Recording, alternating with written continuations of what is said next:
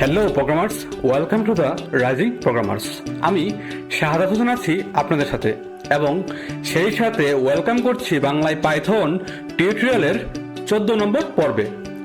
গত পর্বে আমরা পাইথনের bitwise not, XOR, right shift এবং লেফট শিফট অপারেটর নিয়ে ভালোভাবে জেনেছিলাম এবং কোডিং প্র্যাকটিস করে দেখেছিলাম। সুতরাং যারা আগের পর্বটি এখনো দেখেননি দয়া করে দেখে নেবেন। যাই হোক, আমাদের আজকের পর্বটি হলো পাইথন অপারেটরসের 6th পার্ট। আমরা এই পর্বে পাইথনের অ্যাসাইনমেন্ট অপারেটরস নিয়ে জানবো এবং সেই সাথে কোড প্র্যাকটিসের মাধ্যমে এগুলা দেখে নিব। আরেকটা কথা, এই সিরিজের কিছু ভিডিও কিছুটা লম্বা হচ্ছে, কারণ আমি আমার ম্যাক্সিমামটা দিয়ে বেশি ইনফরমেশন দেওয়ার চেষ্টা করছি। প্রোগ্রামিংয়ের বেস বিল্ড করার জন্য থিওরি খুবই গুরুত্বপূর্ণ, ভবিষ্যতে আপনাদের বিভিন্ন সমস্যার সমাধানের ক্ষেত্রে অনেকটা এগিয়ে রাখবে। সুতরাং ধৈর্য সহকারে ভিডিওগুলো দেখবেন, আর কোনো ভুলভ্রান্তি হইলে অবশ্যই ক্ষমার দৃষ্টিতে দেখবেন। এখানে আমি, আপনি, আমরা সবাই লার্নার। যাই হোক, বেশি কথা না বাড়িয়ে চলুন শুরু করে ফেলি আমাদের আজকের পর্বটি।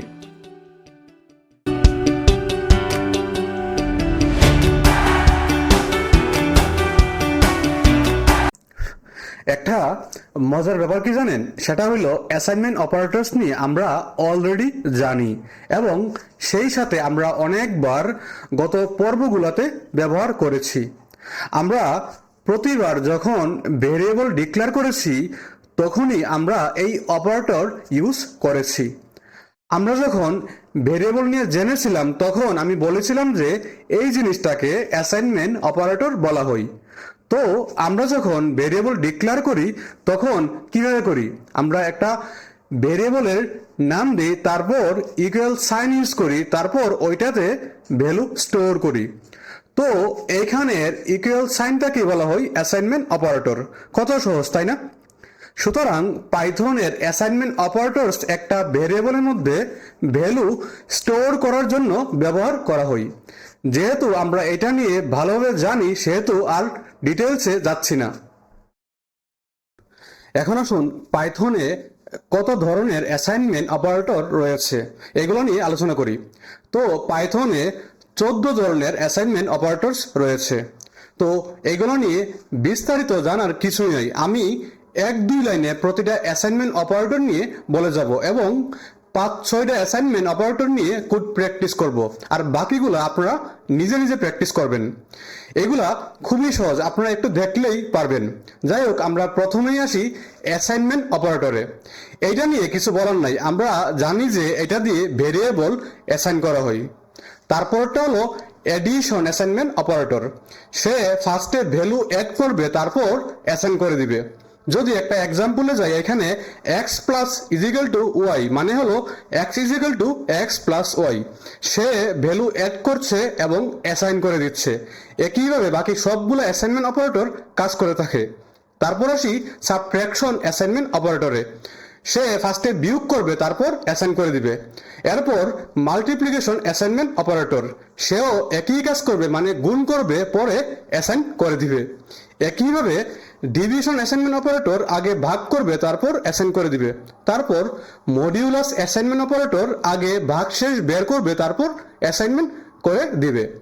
তারপর ফ্লোর ডিভিশন অ্যাসাইনমেন্ট অপারেটর ভাগফলের পূর্ণ সংখ্যা বের করে তারপর অ্যাসাইন করে। দেন এক্সপোনেন্টিয়েশন অ্যাসাইনমেন্ট অপারেটর আগে পাওয়ার বের করে তারপর অ্যাসাইন করে দেয়। তারপর আসুন বিটওয়াইজ অপারেশনের জন্য কয়েকটা অ্যাসাইনমেন্ট অপারেটর রয়েছে, যেমন বিটওয়াইজ এন্ড অ্যাসাইনমেন্ট অপারেটর। এই ক্ষেত্রে সে বিটওয়াইজ এন্ড এর কাজটা করবে, তারপর অ্যাসাইন করে দিবে।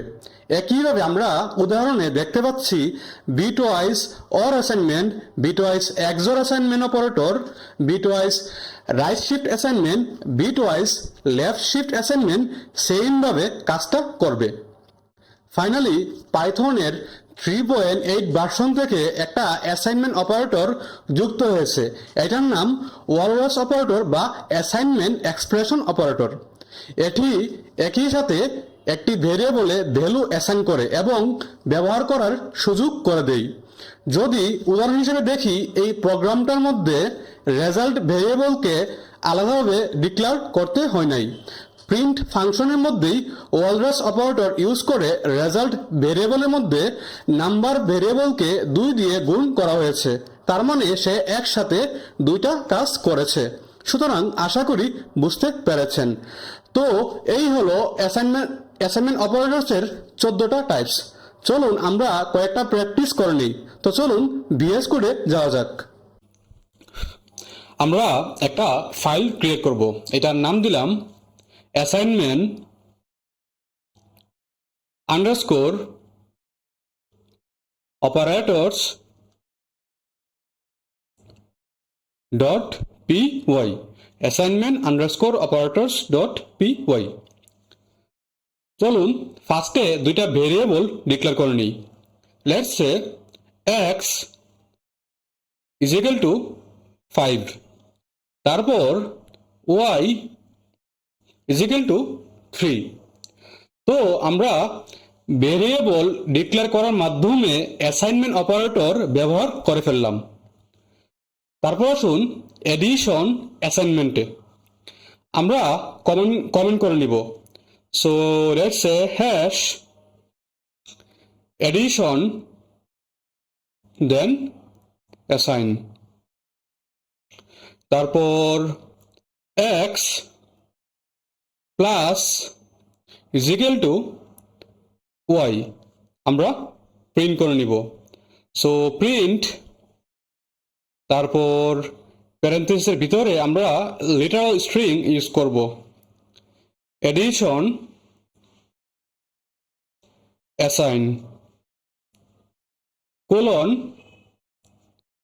কমা আমরা x কে বসিয়ে দিলাম, তারপর হ্যাশ সাবট্রাকশন অ্যাসাইন, তারপর x minus is equal to y, তারপর প্রিন্ট, তারপর কোটেশনের ভিতরে সাবট্রাকশন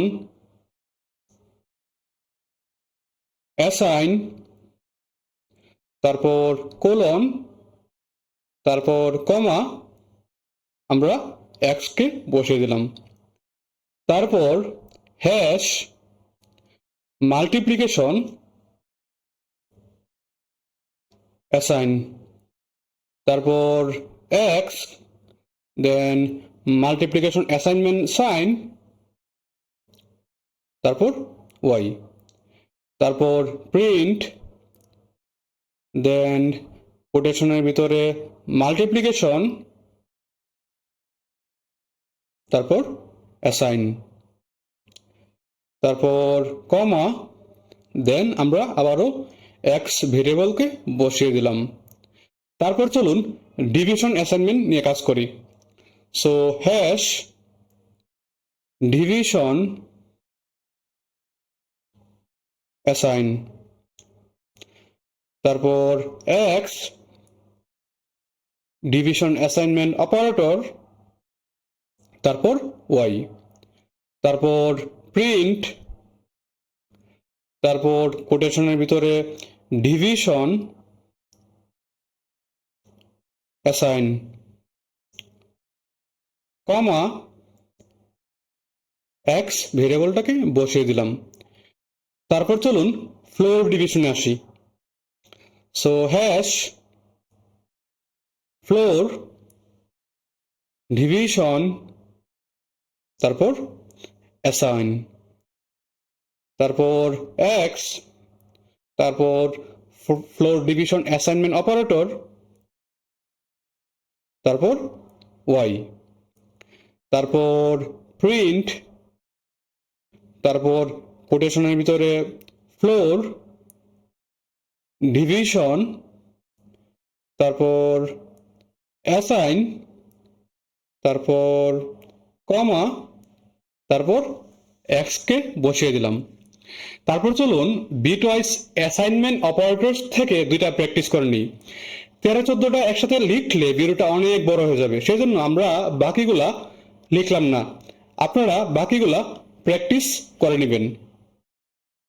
তো বিটওয়াইজ অ্যান্ড অ্যাসাইনে আসি। হ্যাশ বিটওয়াইজ অ্যান্ড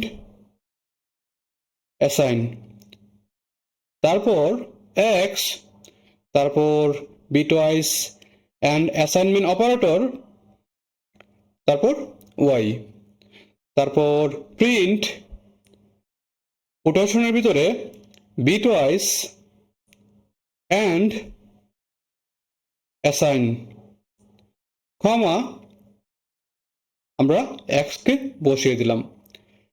তারপর চলুন বিটওয়াইজ একজন নিয়ে কাজ করা যাক। তো হ্যাশ বিটওয়াইজ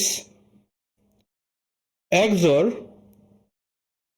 অ্যাসাইন, তারপর এক্স, তারপর বিটওয়াইজ এক্সর অ্যাসাইনমেন্ট অপারেটর, তারপর ওয়াই, দেন প্রিন্ট কোটেশনের ভিতরে বিটওয়াইজ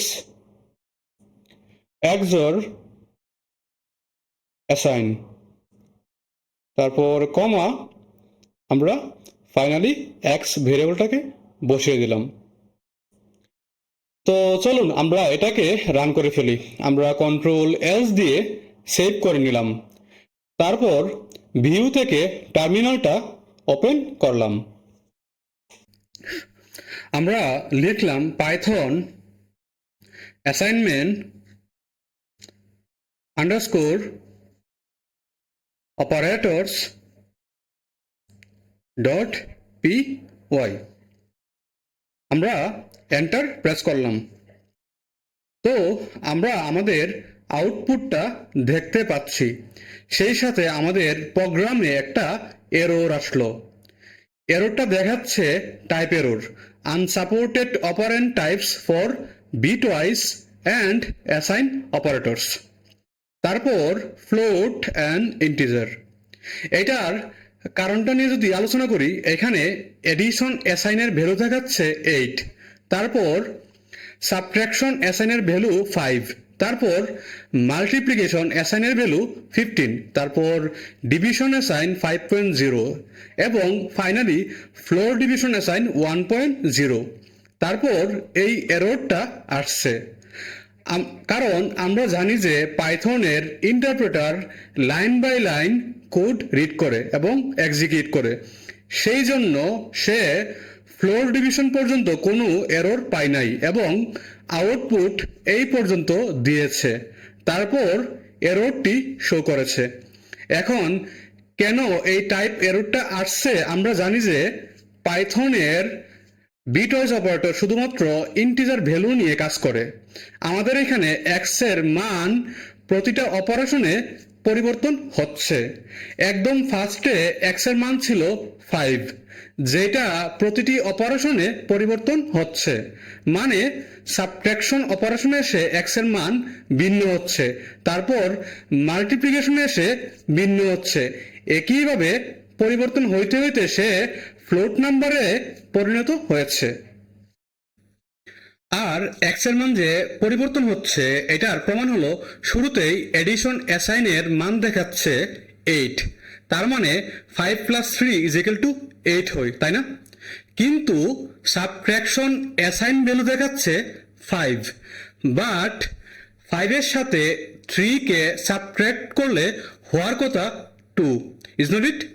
তার মানে এডিশন অ্যাসাইনমেন্ট অপারেশন কমপ্লিট হওয়ার পর এক্স এর আপডেটেড মান 8 হয়ে গেছে, সুতরাং 8 এর সাথে 3 কে সাবট্রাক্ট করলে হয় 5। তো আশা করি আমরা বুঝতে পেরেছি। তো ডিভিশন অ্যাসাইনমেন্ট অপারেশন কমপ্লিট হওয়ার পর এক্স এর মান হয়ে গেছে 5.0, যেটা ফ্লোট নাম্বার, আর বিটওয়াইজ অপারেটর ফ্লোট নাম্বার নিয়ে কাজ করে না। এখন এটার সলিউশন যদি বের করি, ফ্লোট ডিভিশনের পরে আমরা এক্স এর ভ্যালু এর টাইপ চেঞ্জ করে দিতে হবে, মানে ইন্টিজারে রূপান্তর করে ফেলতে হবে। আপনাদের মনে আছে আমরা টাইপ কাস্টিং শিখেছিলাম। টাইপ কাস্টিং এর মাধ্যমে ভেরিয়েবলের টাইপ পরিবর্তন করা যায়। সুতরাং এখানে আমরা টাইপ কাস্টিং অ্যাপ্লাই করব। সুতরাং আমরা এখানে লিখব এক্স ইজ ইকুয়াল টু, তারপর ইন্টিজার, তারপর প্যারেন্থেসিসের ভিতরে এক্স ভেরিয়েবলটাকে বসিয়ে দিলাম। আমরা ইন্টিজারে রূপান্তর করার জন্য এই ফাংশনটা ব্যবহার করলাম। চলুন আমরা আবার রান করে ফেলি। আমরা সেভ করে নিলাম। তারপর পাইথন